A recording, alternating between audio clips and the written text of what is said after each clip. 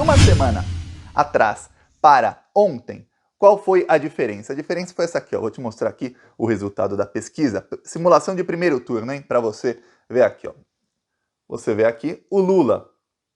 Em agosto, em 15 de agosto, tinha 44, aí 44 e se manteve com 44. Aí agora, o que aconteceu? O Lula foi para 46 pontos. O Bolsonaro tinha 32, 32, 31, 31. Então o Bolsonaro caiu um ponto antes do 7 de setembro. Ele achou que o 7 de setembro ia servir para ele. O que aconteceu foi que ele se manteve. Depois do 7 de setembro, o Lula que aumentou. E o Ciro caiu um ponto. Isso pode significar o seguinte: o Ciro ter caído um ponto aqui nessa pesquisa e o Lula ter subido 2, pode significar que o Lula conseguiu votos de ciristas que migrariam para o Lula de qualquer maneira como voto útil na última hora. Esses votos já estão migrando para o Lula porque faltam 19 dias para a eleição, então é agora, tá na véspera que esses votos. Então o Ciro, pela tendência do que mostrava as pesquisas anteriores, o Ciro tem a perder aí mais uns 2, 3 pontos para o Lula. Então ele tem 7. Se todo mundo que dizia um mês atrás que poderia mudar de voto para o Lula no último momento, se isso fosse suficiente para o Lula e para o segundo turno, e isso eram cerca de 50% dos eleitores do Ciro, a gente viu que ele perdeu um ponto, tinha 8, faltam ainda uns 3 para ele perder para o Lula, isso nas próximas semanas. O problema para o Bolsonaro não é entre Ciro e Lula, que já é um problema, o Lula está conseguindo essa migração de votos do Ciro. O problema para o Bolsonaro é que ele estacionou. Vamos lembrar, a estratégia eleitoral do Bolsonaro era centrada no 7 de setembro. Ele percebeu que não ia conseguir dar golpe, não tinha apoio dos militares, não tinha apoio do mercado financeiro, não tinha apoio da grande mídia, não tinha apoio de ninguém. Então, ele tentou utilizar o 7 de setembro como um mega evento para mostrar força. Só que tem uma coisa, eu avisei isso aqui no dia 8, fiz um vídeo aqui dia 8, em que eu falei, olha gente, mostrar força não quer dizer nada. Eu mostrei a foto aqui de uma manifestação no Chile, que aí sim tinham 200, 300, 400 mil pessoas, não dá pra saber porque era muita gente mesmo.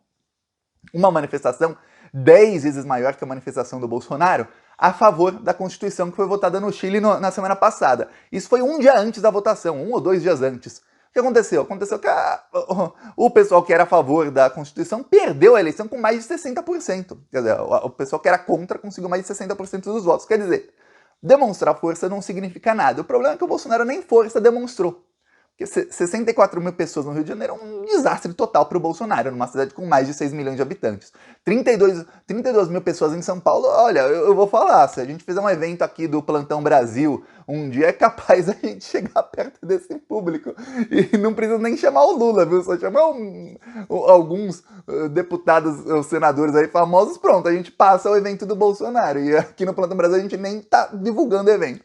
E o Bolsonaro ficou divulgando por 3 meses, um ano, o evento do 7 de setembro. Pois bem, o Bolsonaro queria usar essas imagens para fazer o Datapovo e utilizar o efeito manada. Isso foi vazado pela campanha do Bolsonaro para a mídia. Eles queriam o efeito manada, que é aquilo que quando a pessoa vê que todo mundo está indo votar num candidato, essa pessoa fala, pô, se tá todo mundo indo, eu vou também.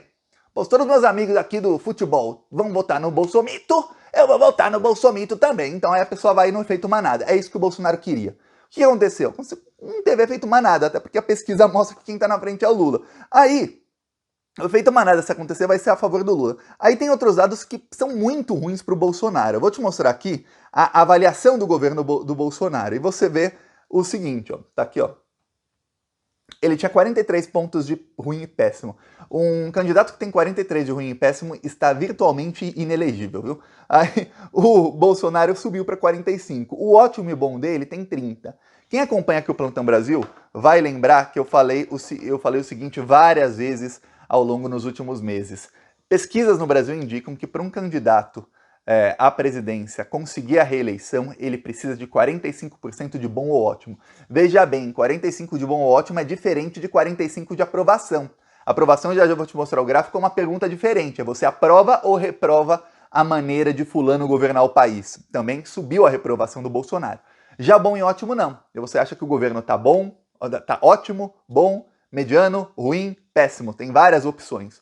Um presidente, para ser reeleito, precisa de 45% de bom e ótimo. Ok, a Dilma Rousseff foi reeleita assim, com uma diferença bem pequena com Aécio. A Dilma tinha 46% de bom e ótimo, exatamente. Ela estava ali na linha limite. Se ela tivesse 2% a menos de bom e ótimo, seriam os 2% que fariam ela ter a menos e o Aécio ter a mais, para o Aécio ter sido eleito presidência. Para você ver como são as coisas. O Bolsonaro tem 30 de bom e ótimo. 30. É por isso que quando eu vejo alguns, aí tem sempre os mensageiros apocalipse na esquerda falando, não, mas tem uma chance, e se o Bolsonaro subir, eu falo, gente, pega as pesquisas que têm credibilidade, Datafolha e IPEC, você pega o bom e ótimo do Bolsonaro, não chega a 45%. Pode ser que um presidente com menos de 45% de bom e ótimo se eleja?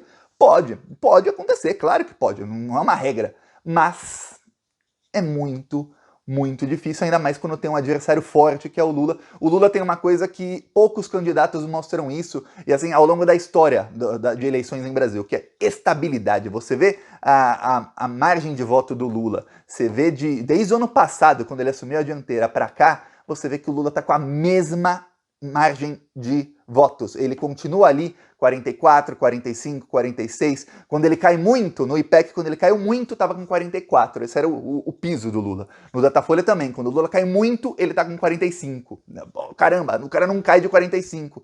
Muito difícil ganhar de alguém que tem 45% dos votos já no primeiro turno. Para piorar para o Bolsonaro, tem a diferença do primeiro para o segundo turno que eu vou falar já. Mas agora, mostrar aprovação e desaprovação do Bolsonaro. Aprovação e rejeição. Olha isso aqui.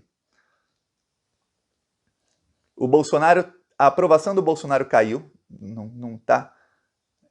Aqui. A aprovação do Bolsonaro caiu de 38 para 35. Caiu 3 pontos. A aprovação do Bolsonaro não é pouco. E aí, a desaprovação ao Bolsonaro subiu 2 pontos. Não caiu 3 pontos da aprovação do Bolsonaro. É muita coisa. É exatamente no limite da margem de erro. Quer dizer que tem uma chance muito boa de ter realmente caído. E a aprovação do Bolsonaro também subiu 2 pontos. Quer dizer, mudou 5 pontos a diferença da aprovação para a reprovação, que era de 19, agora já foi para 34. Tá ruim. 24. Tá ruim a coisa para o Bolsonaro. Eu coloquei 10 a mais aí. Agora eu vou mostrar o segundo turno. Esse é o problema do Bolsonaro. Primeiro eu vou mostrar o primeiro turno, aí você vai ver o seguinte, ó.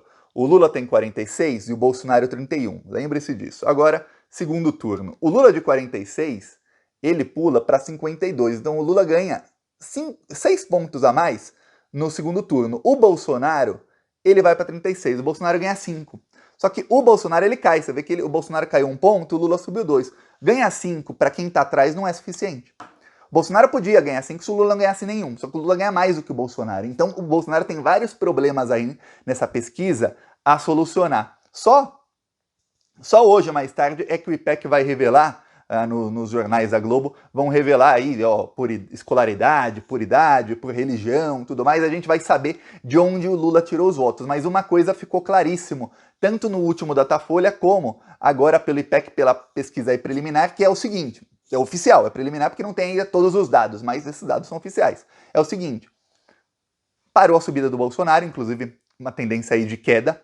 Se o Bolsonaro não caiu em intenção de voto e o Bolsonaro caiu em aprovação e também caiu em ruim e péssimo, significa que a tendência é que o Bolsonaro caia em intenção de voto nas próximas pesquisas. Então, parou a ascensão do Bolsonaro e o Bolsonaro não está mais conseguindo, entre os evangélicos, tirar votos do Lula. Isso ficou claro no Datafolha. O Bolsonaro subiu entre os evangélicos, mas ele sobe apenas entre os evangélicos que ganham mais de 10 salários mínimos ou de 5 a 10, mais de 5 salários mínimos. Ele não sobe entre os evangélicos pobres. Pior, entre os mais pobres o Lula cresce. Falou.